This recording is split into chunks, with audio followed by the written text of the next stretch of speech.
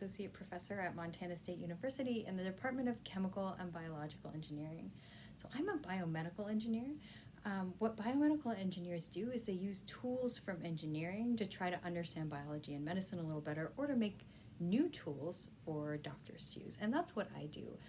My research is primarily trying to make new tools to help doctors diagnose patients, to help doctors figure out if there's something going on with a patient that they need to fix. So to do this, I was in school for a really, really long time.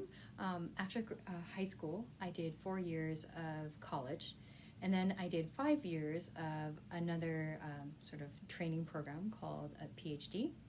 And then I did another couple of years of training before I ended up here, called a postdoc. So one thing I wanted to point out is a lot of people are uncomfortable with being in college for that long to do this huge, long PhD program, but a PhD programs actually can be really fun. They actually pay you like a job for most of it, for most programs. So it's more like getting paid as a job to learn a bunch of really fun, cool stuff. So I also teach. So I teach about how you can use engineering to learn more about biology, and I teach engineering as well here at Montana State. So one tool that I use in my job, in my research, is called microfluidics. So I actually have a microfluidic device here. It's hard to see what's going on, but we've attached it to a little microscope slide, and you can see all these little features here.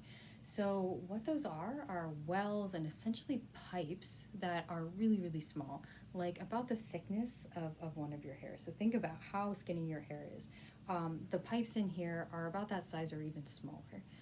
And so what this lets us do is to mix together really small amounts of fluid in really, really precise control. So when you make a recipe, you might take a cup of this and a cup of that. We can take a fraction of a droplet of one thing and a fraction of droplet of another and mix them together at just the right time and just the right amounts so that we can study what happens.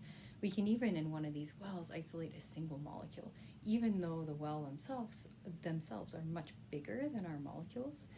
We can actually put just one molecule, for example, DNA in there, and then see how it interacts or reacts in a chemical reaction. So really fun tool. Some people will even use it to study single cells. So it's a good way to look at the very, very small world that's all around us. The one piece of advice I have for people doing STEM is to always stay curious.